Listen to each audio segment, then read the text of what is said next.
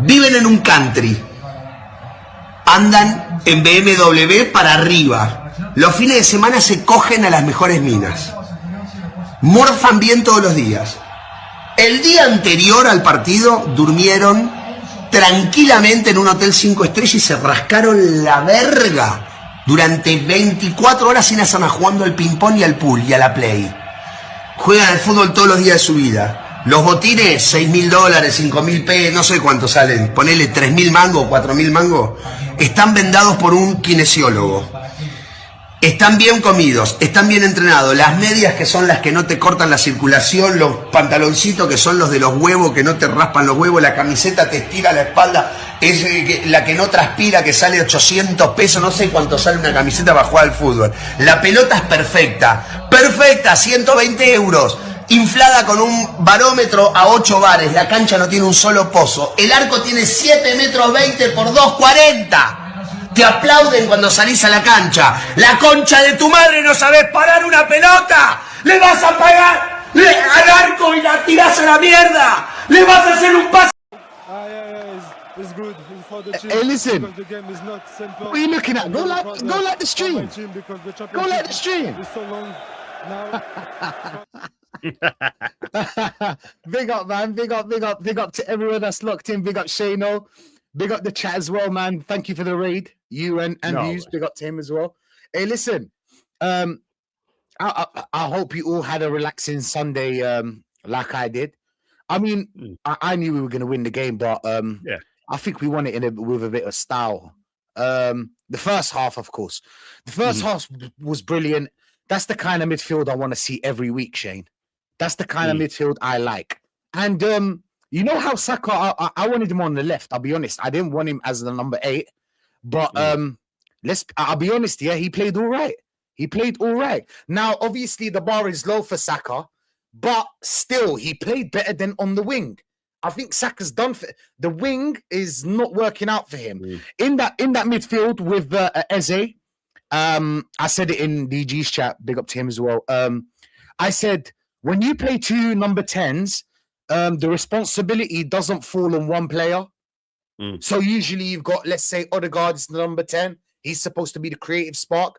The whole responsibility is going to fall on him. If you split the responsibility, like a lot of people said, a lot of people were saying, keep Odegaard in the team, just put someone with him that's more attacking. So we can spread the. I mean, today, man, Eze was on smoke. Eze was on smoke. You know, big up to him as well, man. He gets a lot of stick, and I feel like it's unfair of taking him off 45 minutes. I know everybody has their own, but for me personally, 45 minutes. I mean, the whole team was shit. It's not like just him. Do you get it? Like, the whole team was shit. Still, of course, he needs to do more. But let's be honest. Let's not act like Eze's not a top player, bro. 4 months ago, he was a top player, Shane. 4 months ago. Yeah. Noni, I'm not gonna go too tough on the Noni hype. You know, I know how you guys feel about him, but he did well the first half, of course. He played very well. Gabriel Jesus should have scored that. You know, before the own goal, he should have buried that, but still, he scored with style. We all know this is the thing about Gabriel Jesus. We all know that the tech is not his problem. It's him scoring that 20 goals that we need, Shane. Do you know what I'm saying? That's not gonna happen with Gabriel Jesus. On the other hand, Gyökeres doesn't have that tech, but he will get you 20 goals if you find a system around him. Martinelli played all right as well. Norgard played well, bro. Like long balls, defended well. I guess they didn't really attack, did they? But still, he was all right. Setford Cleansy, big up top side, man. Big up Hendon, big up Gillian, big up Footy Bants. I mean. Overall, I liked the first half, bro. I was enjoying that. That's the kind of football I want to see more. That's my kind of football, Shane. Especially against low block. Now, when you ask me, how do we beat low block teams? That's how you beat them. 2 number 10s. You don't know where the threat is coming. We attack from the left, we attack from the right, we attack through the middle. Like it was a brilliant first half. In my opinion, the best football we've played in a long time. First half, of course. Shane, what was your thoughts on the game? overall? Yeah, look, the first half was very good, but you do have to take in account of the opposition. It's Wigan, like they're struggling down in League One. They lost 6-1 there the other week. You know what I mean? So a lower division team put more passing than we did. It was all well and good. You can talk about it all you want, but there's no point getting excited because it'll be default settings against Wolves. I mean, if anyone thinks any different, if anyone thinks that he's going to let the handbrake off like that, the only way that'll happen is if the players take it upon themselves and have another 15-minute period where they just smack in 2 or 3 goals, and then he can sit back and let them play. But it ain't going to happen. I mean, Saka, he was all right. Again, put him against a team that's getting close to him, and he's not doing that. Eze, again, he played really well in the first half. Those 2 passes will work against any team if he's allowed to do it. But he probably would you play Saka in the 8 again? I just don't want him on the wing anymore. I just don't want him on the wing anymore. You know what I mean? Maybe he will, because Odegaard looks like he's injured now again. Ben White's injured. Calafiori injured in the warm-up. 5 players injured in warm-ups this season. What's that, 116? I heard you say it. 116? 116 is the start of last season, and 5 players in warm-ups. This guy's a lunatic, an absolute lunatic. And from what I'm hearing is Norgard had to tell the bench that Ben White had a hamstring. They just let him play on until he drops to the ground. But look, the first half was nice, but you're playing Wigan. Come on, man. I mean, I can understand people getting excited. And you look at Noni Madueke's 2 best games for Arsenal, then it'd probably be that one and Bruges. And sadly for me, that's his level. You know, I'm not being rude, but that's his level if he wants to shine like that. His end product is still terrible. He played a ball to Ben White when he was offside and then asked him why he didn't touch it, and he should have played it earlier. He'd always have moments, Madueke. I like the way he punched up the line and ran onto it to set up Saka for the own goal. Yeah. But the second half, I'm quite happy that he didn't go hell for leather for Arteta. I'll give him credit for that. But why aren't there more kids on the bench? Why aren't the Nichols of this world on the bench? You remember Arsene Wenger? Arsene Wenger would have put out a load of kids and won 4-0. So he brings Gyökeres on, who then smacks his shoulder and then leaves Jesus on, not thinking, well, maybe Gyökeres will have done, he might have jarred his shoulder, maybe he'll play on, and then we'll do a scan and go, oh shit, he's out for 3 weeks or he's out for 4 weeks, and I'm after playing, Jesus for the whole match. There's just so much shit that this guy does that it's frustrating watching it. Like, I was glad Rice didn't come on, but just don't put him on the bench. Rice isn't a player that if Wigan had taken a shock 1-0 lead and locked up, Rice isn't the player to unlock them. So you don't need him on the bench. He's not an Eze who you could bring on and hope that he opens them up. But I like Eze's performance. He might get a few games now if Odegaard is injured. Havertz is obviously injured. Apparently, who could have seen that coming? Arteta said, really, he couldn't see a Havertz injury coming. You saw that? You know? Oh, he said that in the press conference. Who could have seen this coming? I know. You know, man. Unbelievable. But look, all in all, we're true. Everyone saw Depends that on the draw. If we get like a Newcastle or a Liverpool or someone like that away, I think that will be the end of it, because we will still have to play a broken down team. And I wouldn't be mad at him if he played 6-7 changes, even though we're playing a big team, because we have so many other games to come. I wouldn't even be mad at him if he did that. I'd probably be more frustrated if we were away to a Newcastle and he played the first 11 and then we're playing again 3 days later, and but this is the problem with it. With the backups are all injury prone now as well. So I mean, if Calafiori's out for a couple of weeks and Ben White's out for a couple of weeks, that means Timber and Capia are getting absolutely flogged for the next 4 games. And that could lead to trouble as well. But look, all in all, we're through 4-0, clean sheet. I thought subbing the keeper on was quite insulting, if I'm being honest with you. Subbing a kid on like that is quite insulting. But I mean, do you think Setford has something in his contract where he has to play at least 5 minutes? No, you're not getting a kid that age with anything like that in his contract. It was just to probably, I don't know, will it come out that he's the youngest keeper for us to play in the FA Cup or something? It'll probably be something like that, and he can say, oh, look, I play the youth all the time. It'll be self-serving, whatever it was, it'll be self-serving on Arteta's part. But first half was direct as Cincinnati's playing, and I like that, quick moving the ball quickly. And their line was just in bits. I don't know what they were doing. Like we were just thinking, it was like FIFA when you get a little cheat where you can just keep chipping it over the top and you're clean through all the time. Jesus is finished. I like that. Eze's 2 passes were brilliant. And look, we got the win. You can't really go too mad about it, but I'm still pissed off about the injuries because they're so avoidable. So avoidable. No. We spoke about the pros. You guys heard the pros. I mean, remember yesterday we were talking on the phone. You told me, Rashid, if we get a goal, the first 5-10 minutes, we're gonna go on and smack them 4-0, 5-0, some crazy number. And I feel like if we really went out there second half, we could have beat them like at least 8-9 easy. Would I do it? No, not really. But I feel like even controlled, you can still score a couple of goals. Let's be honest. I feel like we could have done better second half. Nothing really went on second half. We went back to Arsenal. You know, we went back to the usual Arsenal. I don't know what is he telling them in between halves. I really don't know. I really don't know what he's telling them. But we went back to the usual Arsenal. We controlled the game. That's cool. Whatever. We're through. Doesn't matter. I mean, it's Wigan, innit? Like they. I thought maybe like the manager bounce and whatnot. But even when I thought about it, I was like, come on, bro. Like it's Wigan. Let's be honest here. Like with all due respect, of course. But yeah, man, I was loving it. I was loving it. But let's go through this, man. Let's go through a little bit of player ratings first, and then we move on to the Wolverhampton game. Yeah, get into more detail when it comes to players. Big up to everyone that's locked in as well. We released the handbrake first half. Infinity, big up to you, man.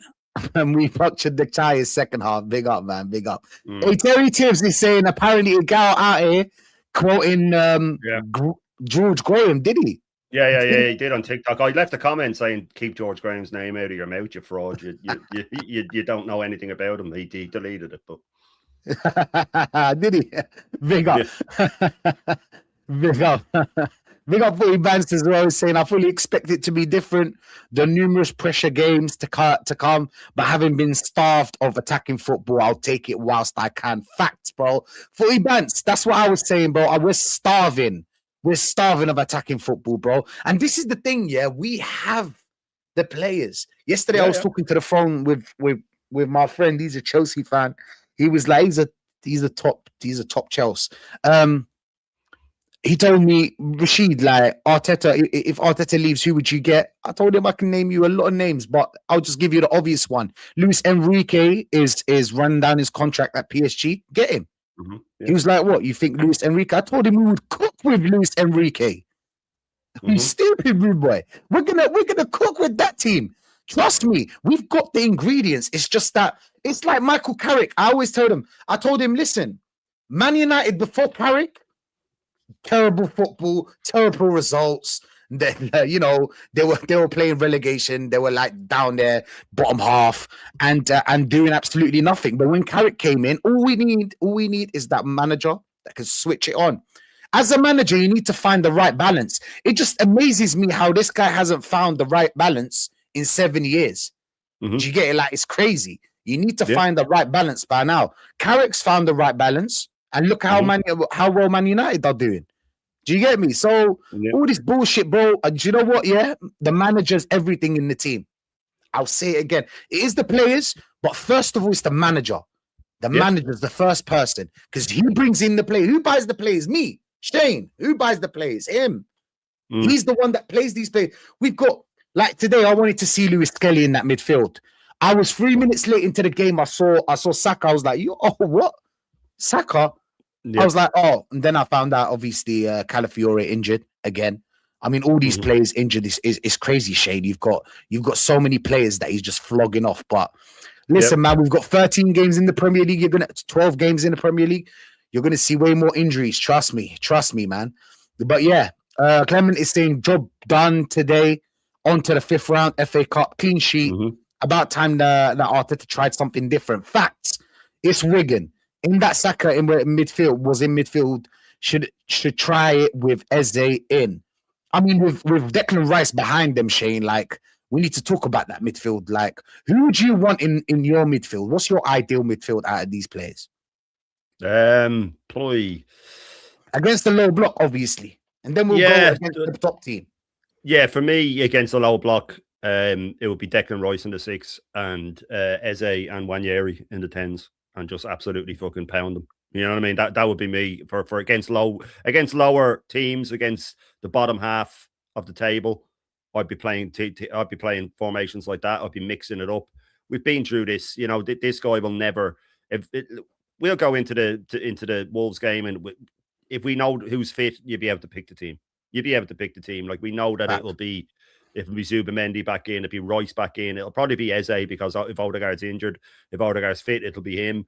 It'll be Saka out the wing. You know, it'll be probably Gyökeres up front, and Trossard back out the wing, and it'll be the back four of Nketiah, Gabriel, Saliba, and Timber. Like, I mean, that's the team that I imagine he'll go with, and it'll be the same tactics. It'll be the same everything. He won't mix it up. And Eze's only playing if he does out of necessity. So for me, I would like to see.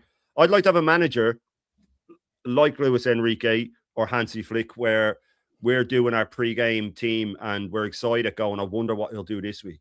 You know, not knowing what he'll do, wondering if he'll go with Lewis Skelly and in midfield, or wondering if he'll mix it up and play Martinelli out the right and Saka out the left, going because he's a proper tactician, and he'll look at the opposition and go, I think I can get a bit of change doing this. Not, let's just play the same formation, same players every single time. He'll go back to type against Wolves. It'll be the same stagnant football, the same slow build-up, playing for set pieces, all of that stuff. Eze might open them up. Who knows? If we do take our foot off the pedal, it'll be a 10-15 minute period where we blitz a team. We've got that in us. But we've also got a team that could play. Yeah, Zubimendi can play higher up Cincinnati. I get that. I don't like Zubimendi on his own in the 6. If he's playing in the 6, I want Rice beside him and a proper number 10. You know, and Eze given a proper free role and let them, you know, the only way he'll do that is with Havertz in the 10. That's the only time that he really lets Rice sit beside Zubimendi, because when he has Odegaard in the 10, he needs Rice beside him because he knows deep down he needs him to protect him. But I'd love to see it. I'd love to see it mixed up. But we know what way it'll go, Rashid. We know that if we had more of an insight into who's actually fit, or not even fit, because none of them are fit, I mean available, then I think we'd be able to predict his lineup pretty much spot on every single time. And so can the opposition, that means, as well. Yeah, 100%. And that's the thing. Today, because of the injuries, he was forced into playing these players. Do you know what I'm saying, Shane? That's what happened. It kind of like forced into playing these players. I really wanted to see Lewis Skelly there. I wanted to see what he's made of. I believe Lewis Skelly can play that number 8. I'll be honest. I really do believe so. But I wanted to see a little bit of that. I wanted to tell people, see what I'm talking about.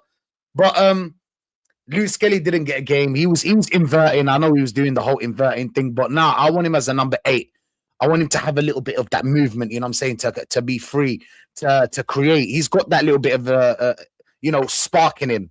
But Clement is saying the left centre mid, Norgard, needs more minutes in games that we should win. Do you know what? Yeah, Norgard is perfect for situations like when we're going to war. We're talking about the Everton, the Sunderlands. Do you get what I'm trying to say, Shane? Like the Everton, these kind of teams that are gonna obviously get physical in that midfield. There's certain games you don't need him.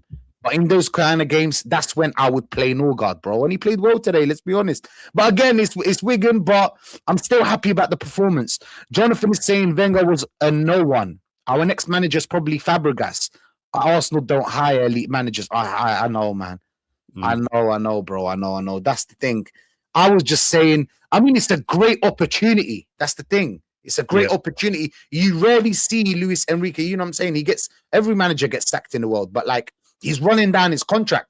There's an opportunity there to start talking to him.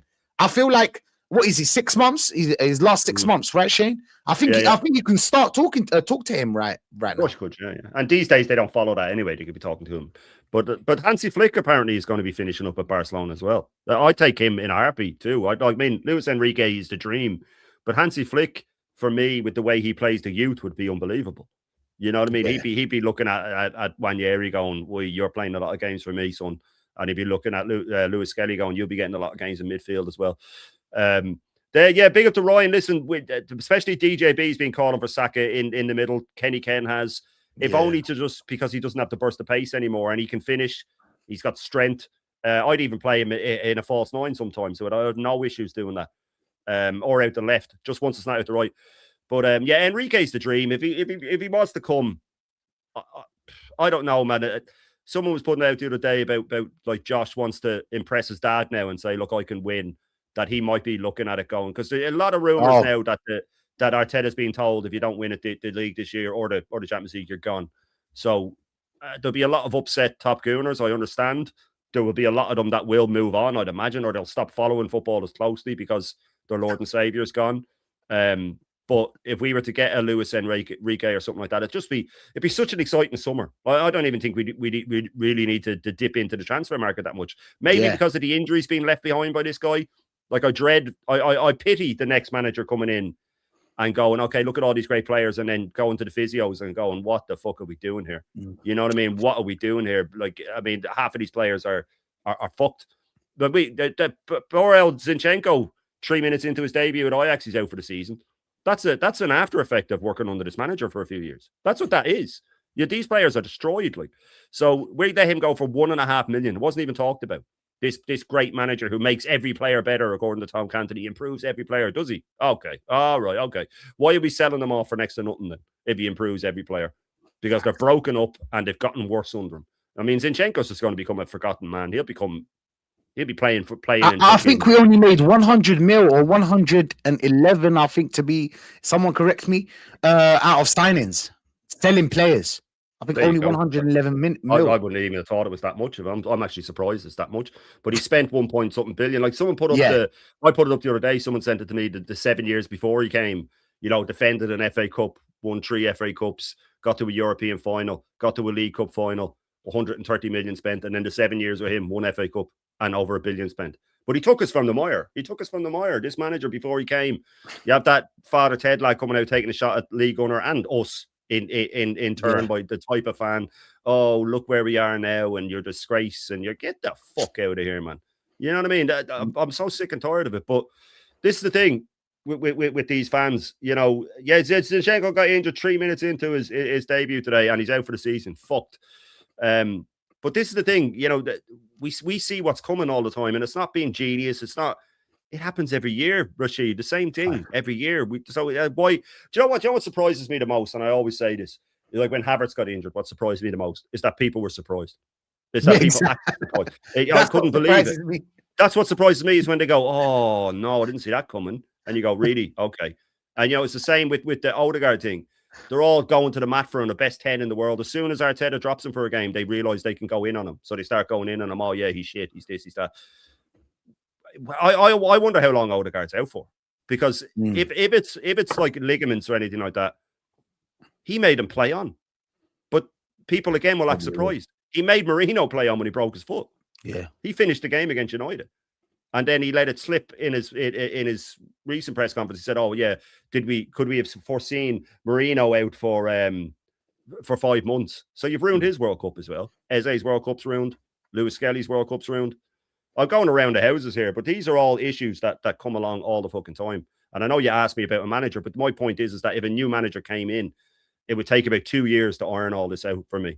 Now, they could win stuff along the way. If you had a Luis Enrique, he'd iron it out as he wins. He'd probably win the league as he irons it out and then move on to trying to win the Champions League. But, look, Hansi Flick is poor defensively, but he have a ready-made defense. It'd be the equivalent of Wenger coming in. It'd be the equivalent of when Wenger came in and he had the ready-made defense and he just made the attack fantastic and the ready-made defense there. For me, a defense can't be judged on how good they are as a unit unless their team plays attacking football, because it's very easy to defend when you have 2 banks of 4 and the whole system is just defensive. We play a lower block than any of the teams we play against, Rashid. You know what I mean? We're really defensive when we don't have the ball. It's shocking. But yeah, I went to a bit around the houses there, but I'd love to see. You saw Raya. You saw Raya complaining about the dark arts that Brentford were playing, but you played dark arts all the time. Do you know what I'm saying, bro? It's crazy, man. Let's get into this. Arteta out as they made 2 passes that Odegaard would never play. Facts, bro. Central progression is the Arsenal way. The first half was so good because there was no robots on the pitch. I agree with you 1000%, my bro. Zubi, Rice, Odi, Havertz, and Trossard. Trossard, is he a robot? I don't know. I like Trossard. I'll be honest. But still, I know what you mean. I actually do know what you mean. But that's how it is with Arteta, bro. If you're not a robot, you're out of this team. You're not playing. You're playing. If you're not out of the team, you'll be playing these games. You'll be playing the Carabao and the FA Cup. And big up Yesta, by the way. Big up Yesta, man. You joker. Big up, man. Big up. But yeah, let's get into these these player ratings real quick. I mean, Kepa in goal. He had a good save. I mean, not a lot to do, but that was a good save from him. Played all right. I'll be honest. Yeah, I'll give him a nice 6. A nice 6. Yeah, I probably would have, except I was talking about it with views earlier. There was a free kick that was whipped in, or not even whipped in. It was drifted in, and it was this height, no one around him, and he fucking punched it out. Look, 6. Yeah, 6. The 6 just because he had nothing to do. His distribution was all right. Yeah, so it's 6. I think it's 6. Yeah. Yeah, fair enough. Let's go Ben White. I mean, Ben White was up and down. He tries. He actually tries, Ben White. He's not a bad right back, but I feel like you said, bro, like his legs are gone.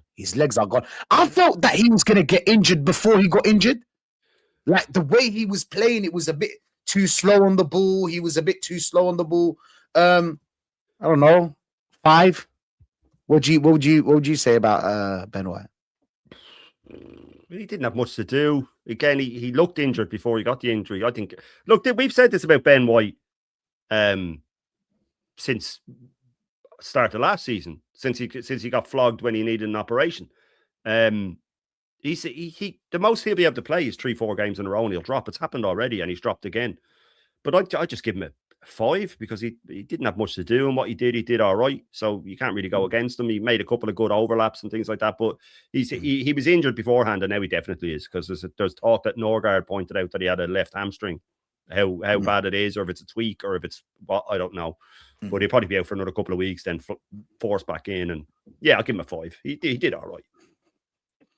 Saliba, man, what a defender. Saliba did everything great, didn't have a lot to do. We need to, the whole defense didn't really have a lot to do. I feel like we should have took him off on the 45th minute. I mean, half time he should have been off. He shouldn't even be playing in the first place, but if you had to play him, take him off 45 minutes. We're winning 4-0, bro. It's not like they're going to score 5. Let's be honest here. But yeah, man, I don't know. 6, Saliba. Yeah, I'll give him a 6. Again, he looked quite rusty because previous games he's coming out of defence, and he's been our sort of our most creative player. He's coming into midfield, and he didn't seem to be. And I thought this was a game where he'd have a field day coming into midfield. But I still think he's injured from the Liverpool game. Genuinely think he's still injured from that. That's why he just keeps breaking down, and he's out for a game. I don't even think he was ill last game. I'd say it was just another, he broke down again. But he was good. He showed the difference in class between a world-class defender and a League One attacker. He had your man in his pocket the whole game. I'll give him a 7 because I thought he was just, he bodied it, man. You know what I mean? Facts, 100%, man. Mosquera. Apart from that mistake he did, which Kepa saved, he was all right too. I like Mosquera. I've liked him since I saw him the first time. Mosquera is a good player. I feel like, who said it in the chat? Someone said in the chat that we should. Oh, yeah, Ryan. Ryan is saying we should move him to right back. That's not a bad idea, bro. That's not a bad idea. I mean, not moving for a reason, because Timber. I feel like Timber is this close to getting injured. This close, but Benny Blanco's out. I feel like Benny Blanco's are going to be out for quite some time. Not quite some time, probably going to be out, but he's playing on an injury. I hear that, bro. He was all right. 6, just like his partner. Mosquera for me was a very mature performance. He has played right back before, by the way, for Valencia and stuff like that. He's very versatile. And he's got that speed, Shane. He's got the speed. He's starting to get a bit of calmness in him, which is one of the things that does come from Arteta. He's very good at ironing out bozo moments in defenders. I like Mosquera as well. I think he's a good player. Whether he can sort of become the man, I don't know. But the signs are there that he could be. He's calm. But he's also quite Saliba-like in the way he plays. He sort of reads the game quite well. And yeah, I'll give him a 7. I thought Mosquera was very good, just like his partner. Lewis Skelly. I mean, Lewis Skelly. I wanted him in midfield. In to be honest, but the whole thing, he was helping out the midfield. Playing the inverted role. Lewis Skelly's good going forward. Lewis Skelly's problem is defending, but he didn't put a foot wrong today. He got a Six. silly yellow card. He got a silly yellow card. Okay, fair enough. I'll give him a little 6. I'll give him a little 6. Just I'll like give his it 6 friend. as well. I'll give it 6 as well. What he did well. He had a great moment in midfield where which is very good at. He leans over and shields the player off and almost lifts him and flips him and turned. With the ball, he was great. You know, he always is. I would have loved to have seen him in midfield. I mean, when Calafiori goes down injured, just start Salmon and switch Mosquera across, or you know, just leave him. Let us see him in midfield. But he did well. I'll give him a 6. He did. Apart from the yellow card, I'll give him a 7 if he hadn't got the yellow card. It was a silly thing to do at 4-0. Fair enough, man. Fair enough. Norgard was playing well today. I'll be honest. He kind of shocked me. Above expectations. I'll give him a 9. I feel like he played very well. Defended very well. Didn't have a lot to do again. But the long balls, I'm loving them. But pause. The long. What were we going to say? The long passes. Passes was brilliant, man. That was a brilliant idea. He broke the line well. I feel like he was passing forward. I feel like he did very well, man. Yeah, man. I'll give him a 9. Yeah, he was my man in the match. I've wanted him in certain league games away to Villa and stuff like that. I think I wanted him in away to Brentford as well. I think that he should be used in those sort of Bournemouth aways and things like that. He should be used instead of Zubamendi, where we're going to get high pressed. But I'll give him an 8. He was my man in the match. I'll give him an 8. There's nobody getting a 9 for me against Wigan, man. Sorry. Fair enough. Let's go Eze. Eze, man, this is the kind of Eze I want. I don't want the Eze that I saw last game and the game before that and the game before that. Eze's got that brilliance in him. I feel I know it. But he played well today because he had runners. That's what I would say. He had runners, and that's how Eze flourished at Crystal Palace because he had Mitchell and obviously Mitchell. And he had Mateta, and he had players that would run, that would make the run, and he would ping the passes or play the through ball. And when we play with a Trossard and a Saka that want ball to feet, there's nothing really much. It just becomes 3 10s. Do you know what I'm saying? We just become 3 10s instead of 2 wingers and a 10. Do you agree with me, Shane? I feel like he was my man of the match. I'll be honest. I'll give him a 9.1 just a little bit above Norgard. Yeah, no, look, Eze's first half was amazing. I like the second ball he played for Martinelli was brilliant with his left foot, and the one through from Madueke was amazing as well. That was no look, by the way. That was a no look. Yeah, but I would have, and the little bit of what before the Madueke ball as well, the little shimmy he did to lose his man, find a bit of space, and then ping it without Odegaard's taking another 6 or 7 touches, and the run's gone. It's over. But I would have given him man of the match and an 8.5 ish if he hadn't faded it in the second half. Now again, he had no runners in the second half, but then he's got to find a way. He's got to find a way. Go yourself, take the players on and shoot or something like that. So I'll give him a 7.5 just because of the way he faded. But I'm being harsh, but you know he needs to do it for 90 minutes. Fair.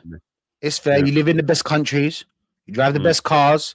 I'm sorry. You know what I'm saying? It just makes sense. Saka in the number 8. Let's talk about Saka in the number 8. Did I like Saka in the number 8? Yes, I did. And I felt like, obviously, for Saka, the bar is low. Let's be honest, man. The GA is not there. The performances are not there. He can't beat a man no more. Pause. And I mean, for Saka, we need to move him somewhere else on the pitch. That's it for him. I feel like he can play right wing or any winger, unless you play a left wing and, you know, like we said, little low crosses to Gyökeres, that could probably work. He's actually got a great cross on him. I remember. Yeah, man, I feel like he did very well. 6.5. He was included. I mean, in the goal, in the own goal. Yeah. But I feel like he should have got a goal as well. But yeah, man. I feel like 6.5, 7, maybe 7. Let's give him 7, bro. Let's give him 7. Big up Saka. What's your thoughts, Shane? What's your thoughts on the whole Saka in the number 8? You like? Yeah, it's all right. It's all right for me. I mean, he did okay. I'll give him a 6.5 because he did okay. He didn't really, he wasn't pulling up any trees. He wasn't, taking players on or anything, but he did a job. But I mean, throw him in the 8 against, Bournemouth or something away and see how it works out. I'm with you that the only place I don't want to see him these days is out the right wing where he needs a burst of pace. If it has to be a wing on the same left wing where he can just shift it out of his body and whip it across for Gyökeres. But he did okay. He did okay. I'll give him a 6.5. He was all right. Gyökeres loves those balls, by the way. He loves the low crosses. He's always in the right place as well. But 6.5, Shane. That's what you were giving? 6. Yeah. Fair enough. Let's go, Noni, my boy, Noni. I'm not gonna go too tough, like I said in the beginning of the stream, on the hype of Noni, but that's the thing, Noni. If you want street football, if you want that excitement, if you want that little, you know what I'm saying, you saw that little touch he done, the little Jogo Benito, if you want that, Madueke can give you that. I feel like, come on, Jalil, that's harsh. 6 is harsh. I feel like I'll give him a 7. He did well, man, today. He did well. 7.5. I'll give him a 7.5. I'll give him a 7.5 because I gave Saka 7. I feel like he was better than Saka. He played very well on the right, made the run, direct, dangerous, always dangerous. Takes on a man, is not afraid. Do you know what I like about Noni a lot? He really thinks he's the shit. He really thinks he's the shit. Like he's in it, Shane. Like he's got personality. He really thinks he's good. But Jalil saying, let's be honest, Rashid. 6 is too low, Jalil. Too low. Don't be too generous. Big up, man. Big up. I'll give him a 7 because he scored and it was a good finish as well. He didn't take a touch. He didn't overthink it. He just slotted it home. So yeah, I'll give him a 7. I like for the Saka assist as well. The way he punched it down the line, skint his man, came inside and played a good ball along the line. Didn't overhit it. He waited too long for the Ben White overlap that time, but I thought he was all right, man. I thought, he good finish. Is that the kind of winger you like, Shane? No, my wingers have to have end product, man. They have to have end product. You know what I mean? And I don't think he ever will. But look, he had his moments. But you take away the corner goal against Leeds, his only goals and stuff have come against Wigan and Bruges and teams like that. So he needs to do a hell of a lot more for me. But he was all right, man. He was all right. Fair enough. Let's go, Nelly. Martinelli, Martinelli. Look, the thing is about Martinelli, if there's space in front of him, Martinelli's going to do well. That's basically it. If there is a player in front of him, Martinelli ain't going to do shit. So if you're playing with Eze, play Martinelli. You should play them together, I'll be honest. If you want to play Martinelli. In reality, Martinelli's a number 9. He's a Watkins, Shane. That's the way I see him. He's a Watkins. Yeah. Just a faster Watkins, maybe. Put him in second half. He gets you that little goal. He's fast. He's predictable, to be honest. But at least he's fast. And when he keeps his head up, he's all right. He did all right today. I'll just give him a little bit of a number under, maybe 7. I'll give him a 7. I'll give Nelly a 7. What would you say about Nelly? Yeah, I like the run and finish for his goal. I think when he makes runs like that, he's great. When he times his run and he arches his run and comes inside and then he's played through, he's great. He left the defender for dead and then finished with his left foot. After that, then he kind of became a bit anonymous. But he didn't really do much wrong. He wasn't giving the ball away. He came back in. He was coming into midfield a bit. Yeah, I'll give him a 7 as well. I thought he was decent. I thought what he did well. When he went out to right, he was causing trouble again. So, yeah, look, it was one of his better performances. But again, it's Wigan, so I'll give him a 7. Fair enough. Even Johnny's saying Martinelli's good when there's no pressure, when we don't chase the goal. I would send him in only when we're not leading. You agree with that, Shane? Yeah, I like him off the bench. I do like him off the bench. Does a player ever want to just be a bench player? I don't know. I'd like to see him in the 9. I mean, we have to remember that at 18 under Emery, he got 12 goals and 14 from the 9, scoring headers and everything, man. He's still got his pace. He needs a lot of chances. That's the only thing. But, when he's never going to be that guy. I just don't think he is, especially at the left. I don't think he's ever going to be that guy.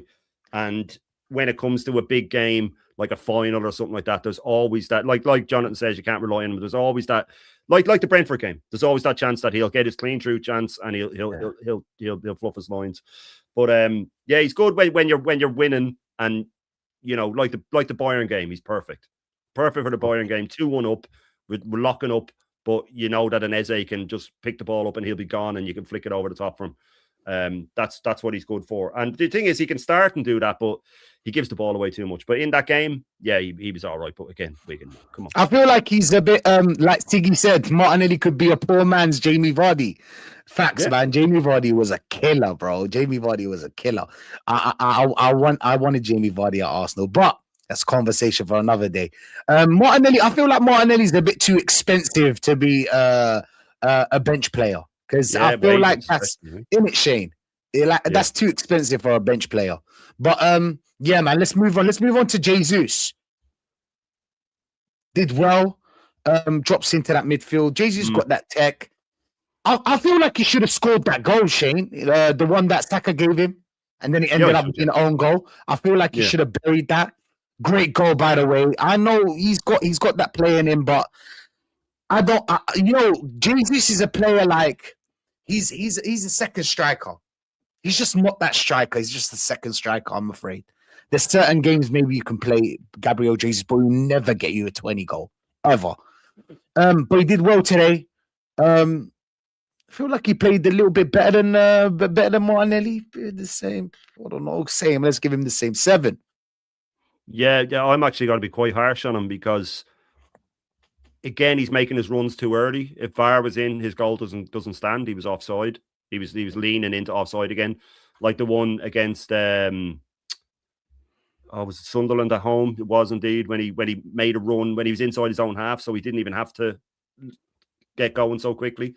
And then there was a chance in the first couple of minutes when he had to shift back inside and back out and tried too much and lost the ball when he could have just slapped it with his left foot as soon as he cut inside, and he tried too much. His finish was nice, but like I said, he was offside. And then he's drifting around too much for me. Now, it's fine when you're playing against a Wigan and Martinelli and Madueke can make those curled runs and you have Eze pinging them through. But when they're not allowed to do that, when we're playing a low block, and because I don't think Wigan played that low block in that game, and they played a high line. Was ridiculous, man. I don't know what they were thinking. We were just thinking it over the top. But for me, Jesus, again, he'll never be it, man. He's got moments, like you said, he's techie. We all know he's techie. We all know he can do little bits and pieces. But I'm gonna give him a 5. Even though he scored, I'm gonna give him a 5 because it wouldn't have stood because he ran too early, and he could have held his run for a lot longer because the line was so high. And he was just sort of faffing around with the ball for me and dropping too deep. And, you know, just, I know that's what he's there for. But, yeah, no, for me, it wasn't one of his best games. His finish was nice. But the keeper made his mind up for him. But you agree with this one, Shane? Apart from the goal. Sorry? You agree with this one? Tyson is saying Jesus is another player that will produce and when nothing matters. Oh, yeah. Yeah, 100%. Can anyone remember a clutch goal he got for us or a clutch moment? There's not many. If any. He's not getting you that last minute equaliser or winner or anything like that. I mean, the Wolves one was an own goal. It'll happen the odd time, but he'll go missing. He's a fucking, you know, a foosball player, or not foosball, futsal player for me, more than a player. You know what I mean? He's an entertainer, but I wouldn't mind seeing him at the left sometimes with Gyökeres up front. That's what I was going to ask you. Like that, you know. But for me, yeah, no, you're not going to. I remember he had one game against Bournemouth in his first season, the first half, when he was amazing. I don't even know if he scored in it, but we won 3-0. But he was phenomenal, holding the ball up and all this. But can he be 3 years? Bobby Firmino? Can he be our Bobby Firmino? No, he's not good enough. He's not good enough. Bobby Firmino's 10 times the player he is, man. Bobby Firmino is a baller, man. Absolute baller.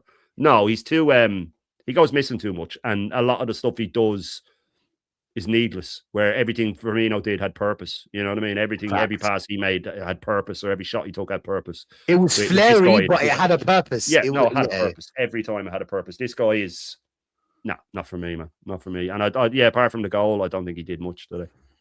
100%, man. 100%. Let's get into this one before Shane. I know you've got You've got a live watch along, Napoli, Roma.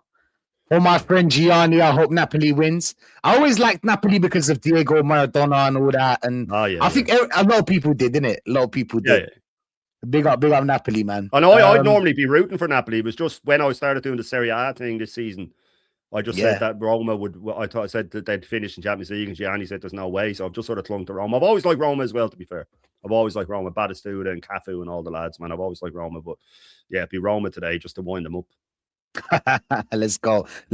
Shane, before we leave, question: who do you want to avoid? Hey, listen, you know what? Who do you want to avoid, Shane? Let's go for this first. Who do you want to avoid? Any Premier League team away from home. Okay, that's it. Any Premier League team away from home, because he will have to, or he should rest. And I know people say, "Oh, but then if he goes out, you'll blame him." I won't blame him if he rests, regardless of who we play, because there's bigger fish to fry, guys. But any big team or any top half Premier League team away from home, I'd worry. So City, Newcastle, Liverpool, teams like that, I'd worry, because it's just the intensity of the game and how we'll make it a scrap and things like that. But yeah, just a home draw just a home draw is what I want, and away to any Premier League team, I'd worry. Fair enough. I would avoid any Prem team. Period. Twofold is saying, I have a theory that the reason we don't play attacking football in Prem is because he's scared of losing games because of his job. Do you agree with this one, Shane? Yeah, it's every decision this guy makes is self-serving, and people think that that's harsh. Every decision he makes is self-serving, from starting MLS or originally going to start him in midfield today. That was he wants to sort of placate the fans. I always liken him to a Roman emperor who treats the peasants like shit all year round, and then throws on a games once a year and throws a few loaves of bread to them, and they all think he's great. He knows how to play to the crowd. That's why Dowman, if we were to slip up in either Wolves or Tottenham, Dowman will come off the bench the game following to get the crowd up again and to give them what they want. Luckily for him, 90% of the fan base are very, very simple-minded and very easily impressed and easily manipulated. Easily, they're very. It's very easy to make them happy. That's why we have all this competing nonsense and all that. But yeah, no, look, no, that's just Yeah, fair enough. Shane, give me a little bit of that. We've got a game against Wolves. Yeah. I think City got Newcastle. It's the perfect time to extend that lead. But we've got Wolves away. Wolves, do they have anything to play for? No. But maybe that would be their weapon. They'll just go out there, because people say, "Oh, they have nothing to play for." They actually have. The players want to stay in the Prem, Shane. So they want to play well against Arsenal. Yeah. So scouts can see them. Yeah. They'll be like, "Okay, he had a good." They don't want to get the lowest points total either, Rashid. They don't want that either. Yeah, exactly. So I feel like it's going to be a tough game. They all want to go. Most of the players in that Wolves team, or if not all the players in Wolves team, want to stay in the Prem or get a transfer or whatnot. So I feel like it's going to be a tough game, but I feel like this is a perfect opportunity, Shane. Maybe Newcastle can do it and stop Man City, because we all know Newcastle is ups and downs with Newcastle, but they are a tough team. What's your thoughts on this whole situation? The City against Newcastle and the Arsenal against Wolves. Do you know what? I'm worried for Wolves. I don't think they'll beat us or draw with us, but there's that little bit of, oh man, I mean, like they played well against us at the Emirates, but every Premier League game under this manager, I have that little bit of fear, because he can find a way to mess it up.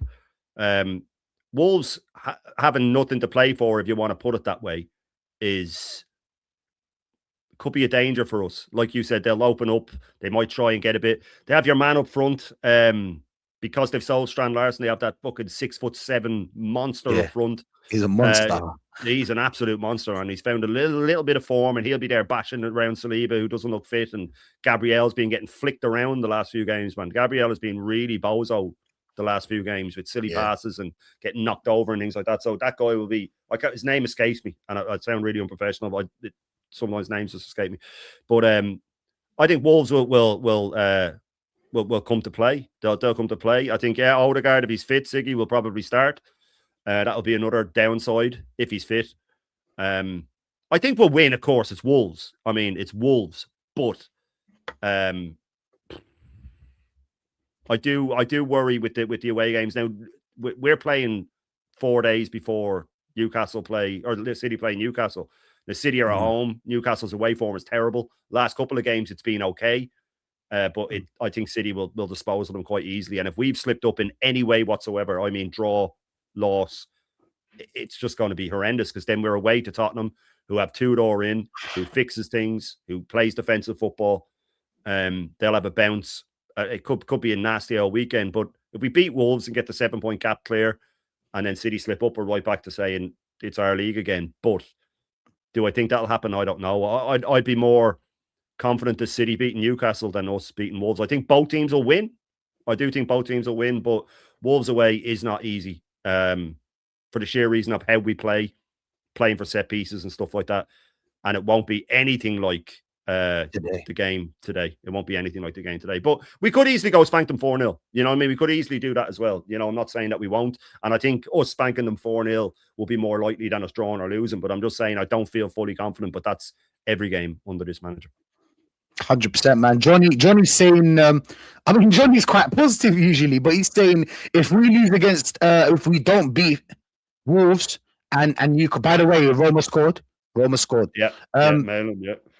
So if we don't beat Wolves and City win, he's saying it's done.